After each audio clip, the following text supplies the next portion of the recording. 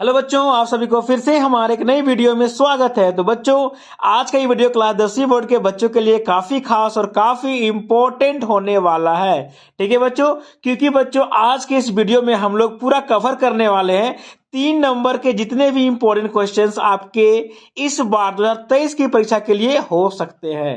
ठीक है बच्चों, यानी कि 2023 की में जो झारखंड बोर्ड परीक्षा होने वाली है, इस परीक्षा में 3 नंबर वाले जितने भी इंपॉर्टेंट क्वेश्चन है आपके गणित से, ठीक है, वो सारा का सारा अभी हम लोग इस वीडियो में कवर करने वाले हैं। ठीक है बच्चों, तो देख सकते हैं आप हमारे पास हमारे हेडिंग में साफ साफ लिखा गया है गणित के सारे इंपॉर्टेंट प्रश्न, है ना, जो कि 3 नंबर के लिए काफी इंपॉर्टेंट होने वाले हैं। ठीक है बच्चों, ये सारे प्रश्न ऑलरेडी प्रीवियस एग्जाम में पूछे जा चुके हैं, तो अभी हम उन्हीं सारे सवालों को क्या करेंगे बच्चों, हल करने वाले हैं और देखने वाले हैं कि किस तरीके के सवाल पूछे जाते हैं। ठीक है, यानी कि बच्चों अगर आप इतना सवाल कर लेते हैं तो इससे बाहर आपका कुछ भी आने वाला नहीं है। इसके बाहर से आपका कुछ भी एक भी क्वेश्चन बाहर से नहीं रहेगा अगर आप इतने सारे सवालों को अगर आप हल कर लेते हैं तो। ठीक है बच्चों, तो चलिए देखते हैं क्या है ये हमारे प्रश्न और कैसे हम इन्हें हल करेंगे 3 नंबर के लिए।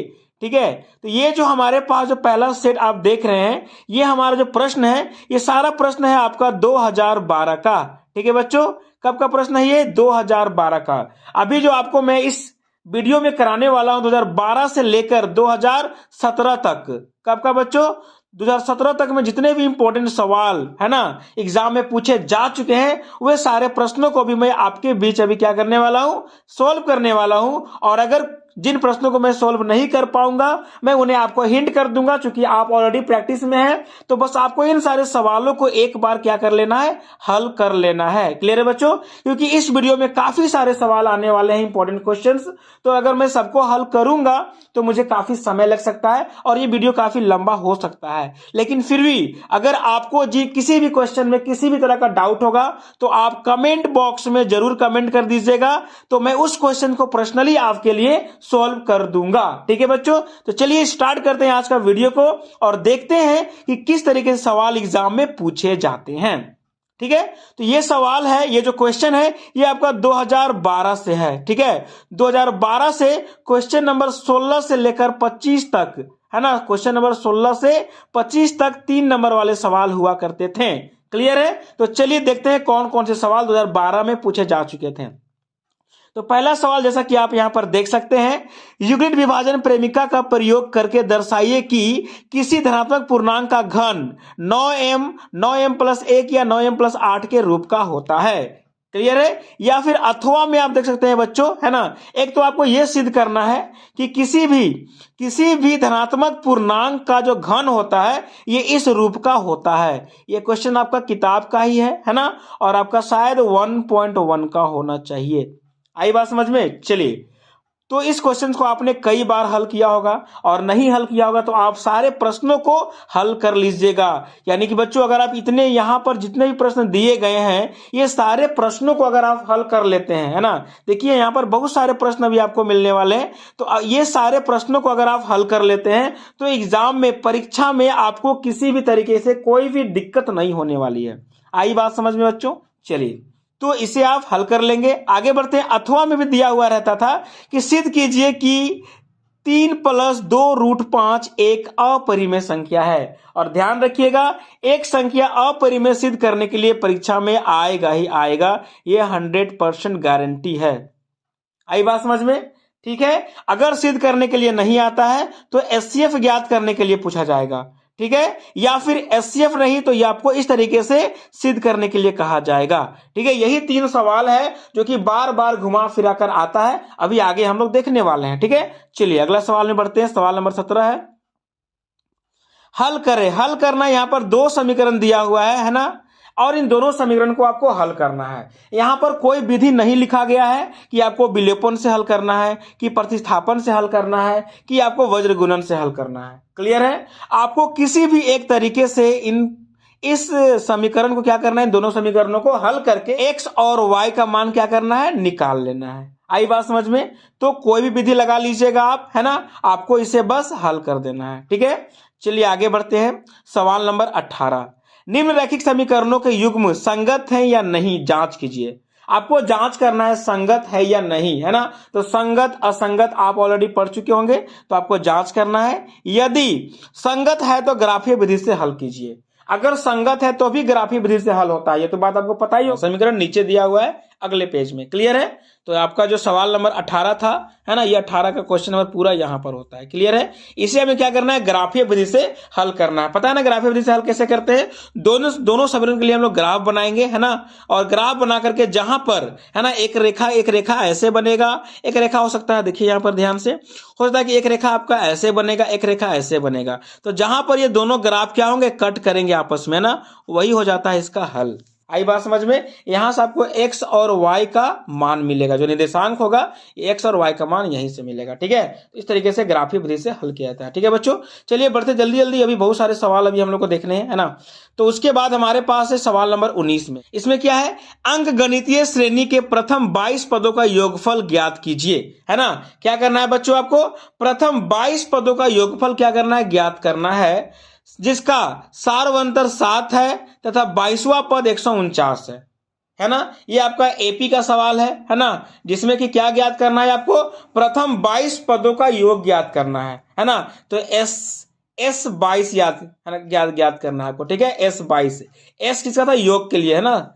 एस हम लोग लिखते हैं योग के लिए, तो आपको S22 ज्ञात कर लेना है जब आपका सार्वंतर और इसका 22वां पद 149 दिया हुआ है। तो आई बात समझ में। तो चलिए इसे भी आप हल करते चलेंगे। जितने ही प्रश्न अभी हम लोग यहाँ पर देख रहे हैं, आपका ड्यूटी है कि सारे क्वेश्चंस को आपको सिर्फ क्या करना है, हल कर लेना है। इतना क्वेश्चन अगर आप हल कर लेते हैं तो इससे बाहर कुछ भी नहीं आएगा एग्जाम में, है ना।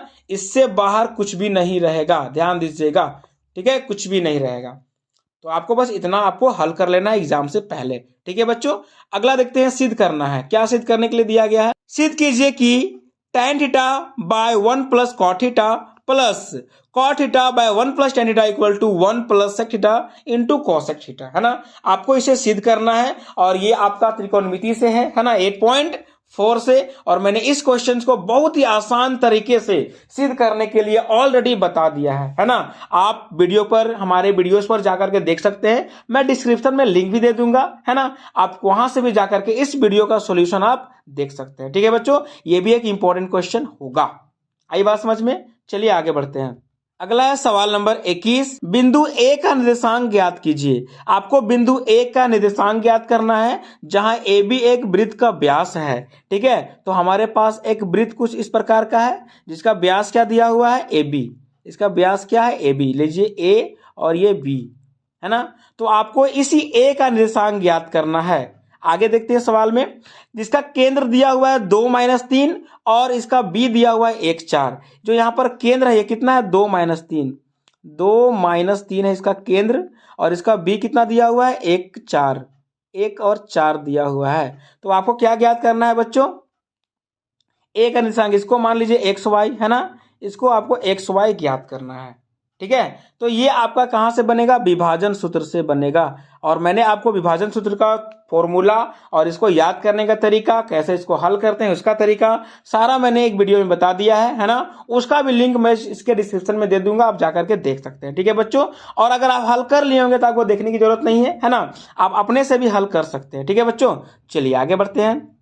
22 नंबर है, यदि ए दिया हुआ है 5-7, बी दिया हुआ है 4 -5 और सी दिया हुआ है -1 -6 और डी दिया हुआ है, और एबीसीडी क्या बना रहे हैं, एक चतुर्भुज बना रहे हैं, ठीक है।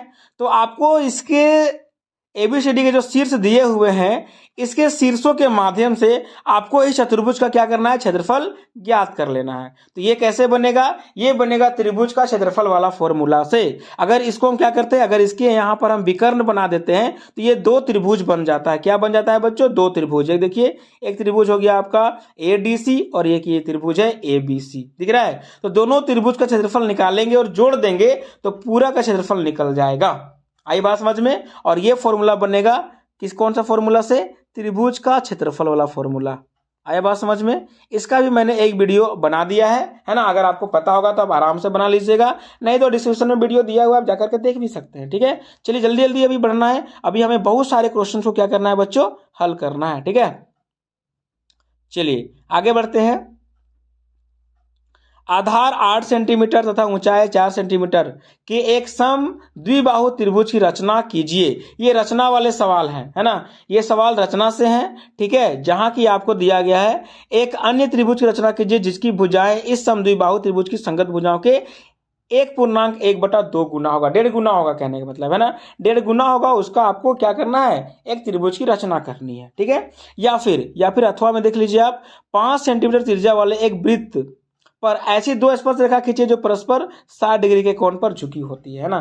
तो ये रचना वाले सवाल है, यहां से भी आपका एक सवाल एग्जाम में फिक्स है, रचना से एक सवाल फिक्स है, 100% आना ही आना है। तो इस तरह के सवाल आपको हल करके रखने हैं ताकि परीक्षा में आए तो आपसे बन सके, ठीक है बच्चों। चलिए आगे बढ़ते हैं। आगे हमारा, सिद्ध कीजिए कि दो संकेंद्रीय वृत्तों में बड़े वृत्त की जीवा छोटे वृत्त को स्पर्श करती है और स्पर्श बिंदु पर समद्विभाजित करती है ना। ये भी एक इंपॉर्टेंट सवाल है ना, ये वृत्त का सवाल है, इसे आप हल कर लीजिएगा। उसके बाद बच्चों आप देखते हैं सवाल नंबर 25, है ना। एक घड़ी की मिनट सुई की लंबाई 14 सेंटीमीटर है, उसके द्वारा 5 मिनट में रचित क्षेत्रफल ज्ञात करना है और पाई का मान दिया हुआ है। ये भी बहुत आसान सवाल है ना। उसके बाद यहाँ पर छायांकित क्षेत्र का क्षेत्रफल निकालना है, तो ऐसा भी एक सवाल आपका एग्जाम में आ जाएगा। आई बात समझ में, है ना। ये सवाल आपको कहां से है, वृत्तों से संबंधित क्षेत्रफल का सवाल है, ठीक है बच्चों। तो आपको यहां से देख सकते हैं कि टोटल हमारे कितने क्वेश्चंस हो गए, जितने भी क्वेश्चंस है ये आपका, जितने भी सवाल यहां पर दिए गए हैं ये सारे सवाल 2012 में पूछे जा चुके हैं जैक बोर्ड में। आई बात समझ में। उसी प्रकार से बच्चों हमारे पास आप थोड़ा सा आगे बढ़ेंगे तो आपको मिलेंगे यहां पर 2013 में जो सवाल आ चुका है परीक्षा में, ठीक है, 2013 में ये सारे सवाल पूछे जा चुके थे, है ना। यहाँ पर ध्यान दीजिएगा थोड़ा सा आप लोग। तो यहाँ पर एचसीएफ निकालने वाला सवाल पूछा गया है और एक अपरिमेय सिद्ध करने वाला सवाल, जो कि पिछले बार भी था अपरिमेय सिद्ध करने वाला, और वहां पर एक दूसरा सवाल था एचसीएफ की जगह पर, ठीक है। तो ये भी सवाल इंपॉर्टेंट है, थोड़ा सा आगे बढ़िए आप। आगे बच्चों हमारे पास आप देख सकते हैं, है ना, हल करने के लिए फिर से दो समीकरण दिया गया है ना। और ये दोनों समीकरण को हल करना है, चाहे विलोपन से, प्रतिस्थापन से या वज्र गुणन से हल कर लीजिए, है ना। मुझे सबसे अच्छा लगता है विलोपन, ठीक है, विलोपन में समय कम लगता है और बहुत जल्दी बन जाता है और गलत भी नहीं होता है, ठीक है। तो आप इसे विलोपन से हल करिए, है ना, कोई दिक्कत नहीं है, ठीक है। चलिए आगे बढ़ते हैं। अगला है ग्राफीय विधि से हल करिए। फिर एक सवाल आपको यहाँ पर दिख रहा है बच्चों, ग्राफीय विधि से हल करने के लिए भी सवाल आ ही जाता है, ठीक है। तो आपको प्रैक्टिस करके रखना इन सारे सवालों को, है ना, आप इसे बना के रखेंगे। उसके बाद एपी से एक सवाल यहां पर फिर से है। एपी में ए बराबर दिया हुआ है, डी बराबर दिया हुआ है, एन दिया हुआ है, तो एन और एस एन ज्ञात कीजिए, है ना। एन और एस एन अब ज्ञात कर लीजिएगा। चलिए आगे बढ़ते हैं। सिद्ध कीजिए कि sec A plus tan a into 1 minus sine A बराबर कॉस है ना। इसका भी मैंने सोल्यूशन आपको बहुत ही आसान तरीके से करवा दिया है ना। त्रिकोणमिति के जितने भी सिद्ध करने वाले प्रश्न है बच्चों, मैंने सारा प्रश्न को क्या किया है, हल करके ऑलरेडी आपको दे दिया है ना। अगर आपको दिक्कत होगा तो आप वहां पर जाकर के देख सकते हैं, डिस्क्रिप्शन में लिंक भी दिया हुआ है, ठीक है। चलिए आगे बढ़ते हैं।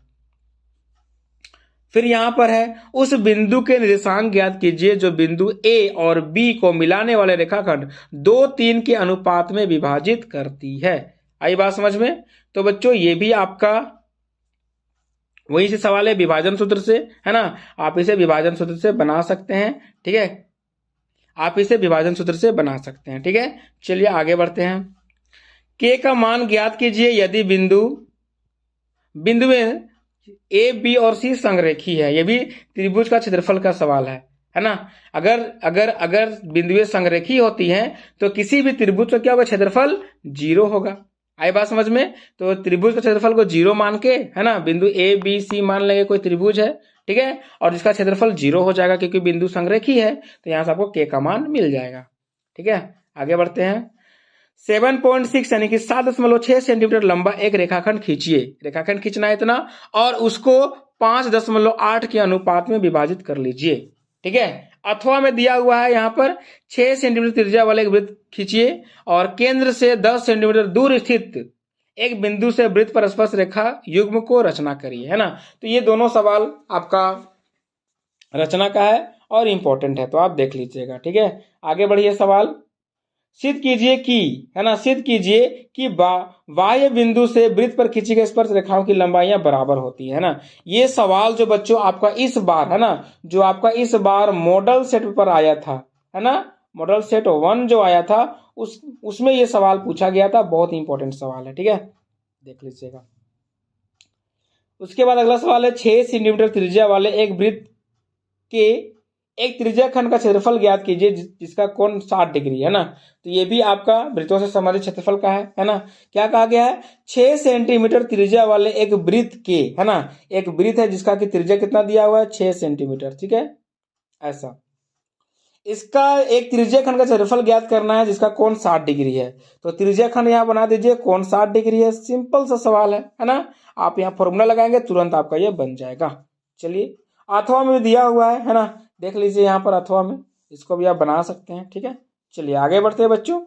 उसके बाद हमारा देखिए ये तो जितने भी सवाल अभी हम लोग देखे हैं ना, 16 से लेके 25 तक में, ये सारे सवाल आपके कब पूछे गए थे, तो ये 2013 में पूछे गए थे, ठीक है बच्चों।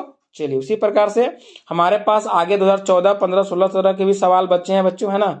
आपको अगर ये वीडियो अच्छा लगा होगा तो आप हमारे चैनल को सब्सक्राइब कर लीजिएगा। अगले वीडियो में हम लोग यहां से शुरू करेंगे, है ना, 2014 वाले प्रश्नों को, ठीक है।